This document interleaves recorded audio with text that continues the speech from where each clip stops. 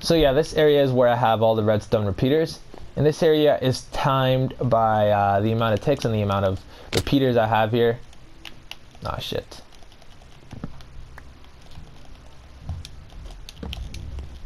And I can just make this as long as I want, as small as I want. It's supposed to time how long I want the redstone signal to last for. Eventually the signal will make its way all the way back here and end up and turn this off again, and once this turns off, this is going to turn back on and keep it off. So that's how that works. And all of the items are going to get pushed onto a row of hoppers, which is simply, there's 4 rows of hoppers, 5 actually, each spaced 7 blocks apart from 6 blocks apart, sorry, from one another, and 1 block down. I'll show you. So 6 blocks and then 1 block over there, so 1 block down, 6 blocks, 1 block here, and all the way up there. Eventually items will flow into either rows of the hoppers and push, like go into here and be dragged into the main chest, the main collection chest in the middle. So my oh, zombie gave me a heart attack, dude. My first design of this huge farm was, I had at the very end is where I had all the hoppers. However, the items took 1 minute and 10 seconds to get from the very back to all the way over here, and I could not wait that long, and I didn't have enough repeaters to last that long of a signal, and I'm pretty sure if I did, it would have caused an extreme amount of lag. So instead of having that many repeaters, I just decided to have this many, about like a quarter, or not even 1/5 of how many I was supposed to have, and that way I just use up way more hoppers than I do repeaters. And this is where I keep all my goody goods. So all my crops, they get transferred into these chests. Also, when I first started my world, I dug this massive hole here because I needed cobblestone for many of my builds. So this hole goes all the way down to bedrock. I believe it's 16 by 16. Let's count. 1, 2, 3, 4, 5, 6, 7, 8, 9, 10, 11, 12. 11. It's 11 by 11, and then we have like 1 extra slot. Also, you can see that line in the middle, that's a minecart track that goes all the way to the village, the nearest village, which is actually over 500 blocks away. It's not even on the same map. Villages, for some reason, are really spaced out in this world. I had trouble finding villages when I first started off because I needed potatoes and carrots. I had a really hard time finding them. I searched in an area of 1,200, or no, way more than that, of 3,000 blocks by 3,000 blocks, and I came across 1 village. The closest one after that village is way beyond over that way. Okay, so we're just gonna go ahead pick up with the tour. So you come beside the manual storage. We're gonna come across the food crate. I'm not sure how I'm gonna do the tour. Right now, we're just gonna basically take a tour of everything that comes in the way. Nothing goes in order. So the food court, this is where everyone gets all their food in the server. I have a lot of watermelons, baked potatoes, always stacked up on, carrots, cookies, pumpkin pies, and just everything else. You go through the food court, you come across my house. My house, this is actually version 2.0 of it. I had a older version of my house, and that one I didn't like. So I went ahead, tore that down, and made this one. And this one's still incomplete. I have the bottom floor somewhat done, and the top floor is still empty. Just have 2 beds in there, and I have a nice little balcony where I can maybe start every one of my episodes. I might do that from episode 20 to 40. We'll see. Or episode 21 to 40. This is episode 20, part 2 you guys are watching. So come across my house, we are at a watchtower. And this was actually a really old build in my world too. And this was built before any of the major high-rises like the mob grinder and kind of everything else. So this was for any intruder that was trying to do something nasty in my world. I would just go up here, or maybe even if I didn't have a doubt, I was just kind of curious to see what people were doing. I would go up here and have a nice little look. I can see all the way over there, and then I can see where everyone else has their house. We got to take a tour of that in a bit too, and then over there. Let's just jump back down, save some time. Alright, you come to the left side of this. We are at an automatic brewing stand. This is actually pretty cool. The way it works is you just select whatever ingredients you want brewed. It adds the ingredients from left to right. So on the very left I have nether warts because simply they are the essential and the most crucial part for every potion.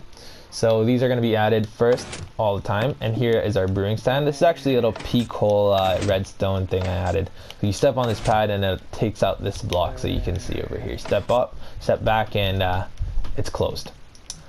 So you can add basically, let's say you want a swiftness potion. Press that, and you want to make it last longer, press that. And it'll show by the lights that are glowing in the bottom, so what potion you have. And the lights on top indicate what item you have inside these droppers. So right now I have a lot of gas tiers. We have a lot of blaze powder. We have basically a lot of stuff right now. We're good for like the next 20 years. And water bottles are going to be added from up here. We have more water bottles at the bottom. So this is for restocking. If you want to restock this chest, just go ahead, add water bottles in there.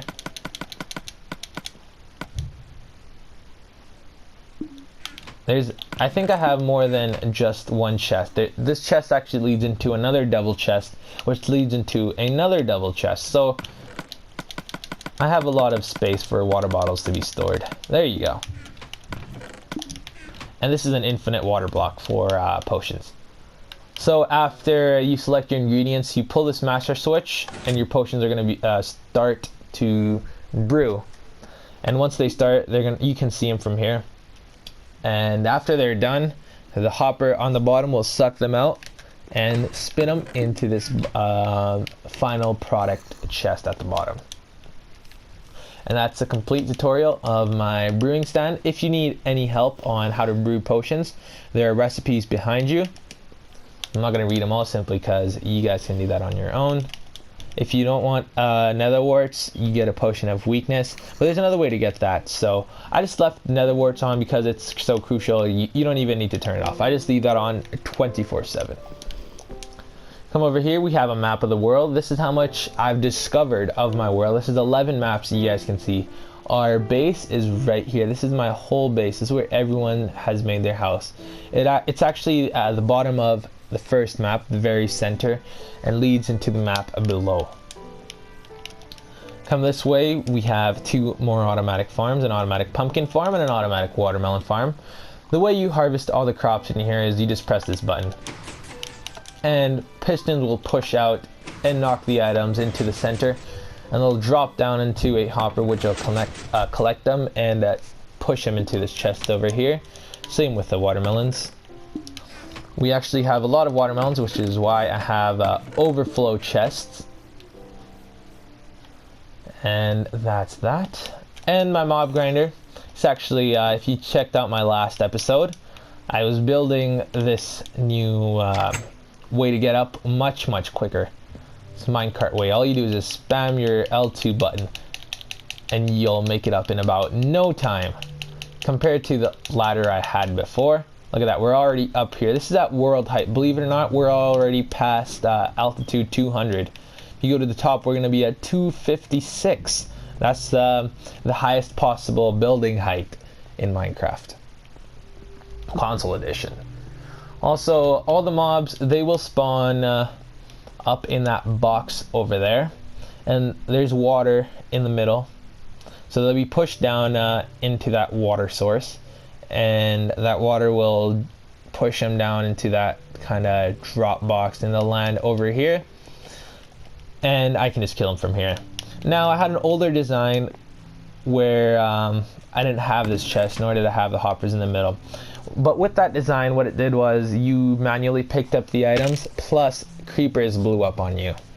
Every now and then you'd have a creeper fall down and blow up, which was very annoying because it killed all the mobs around it and took their loot, and you wouldn't get any experience. So I decided to make this one. That way the items will be collected automatically, and you just have to hit them twice or sometimes 3 times and you can get their experience. So that's that. And this was kind of a neat little redstoning trick I did on my own. This is if these chests are getting full, and trust me, that happened every now and then, I just pull this switch and all the hoppers under the chest would be unlocked, and suck the items out from the chest and transfer it to this train of hoppers, and they would all be kind of go from there, go all the way down to the secondary base, which is on the ground. I'll show you guys that right here. And this base has also been modified with the last 2 episodes. I think I remade this whole base, actually made it more prettier. So when the items come down, they'll be in these chests, and then I can manually sort them in amongst these 12 double chests. But that I'm gonna do on my own time. Also, you come this way, we have another wart farm. This thing has been abandoned. We haven't used it for quite a long time. I'm gonna go ahead and plant some nether warts in here so you guys can see how it works. This was actually not necessary to make in my world, but I decided since I was bored one day, why not just go ahead and make this. So you can press this button and it'll push out this piston, and there's redstone going under here, and it's timed redstone. So after that piston contracts, this piston will push forward and send all the sallow sand back. And by the way, this is the maximum amount of blocks piston can push. This is, I believe, 12. So on console edition, we can only push 12 blocks with 1 piston, and as long as the blocks are not obsidian or bedrock, we can push them. So there's actually a button on each row. You can do that for each row, but if you're too lazy to do that for each row, there's actually a master button over here, and you just press that and it does all 3 rows at once. And you can just run around, pick up your nether warts, and replant them and harvest all the extras. And right behind it we have a really neat little build. This is an AFK sugarcane farm, and the way it works is there's actually a bud switch right there, that piston. So when that sugarcane grows, it'll update that piston, and that piston will send a redstone signal out, and there's actually a whole bunch of more pistons actually lined up behind this whole wall. And I control that redstone signal, so all these pistons push out at once, and all the sugarcane will be knocked over that way and collected in these hoppers right here, and the hoppers will transfer them to this chest. And this glass wall in front obviously prevents the sugarcanes from falling over. And all the sugarcanes, trust me, all of them will be collected in these hoppers. In fact, while I'm here, I'm going to go ahead and give you guys a quick little demonstration of how this works. So take this down. So I'm gonna place it here, and see that? That's the kind of like little wave motion I made. So you have all the sugar canes being collected, and it seems they're all collected already. And you see like a nice little line. Alright, well that's done. Now we can move on outside the base. I believe I covered everything in my base, and just a little bit more is left. We should be done after this. So come out here. I did actually a 3x3 door design to lead out into where everyone has their house. This is actually a design from Etho's lab. If you watch his Minecraft videos, special shout out to Etho for this amazing design.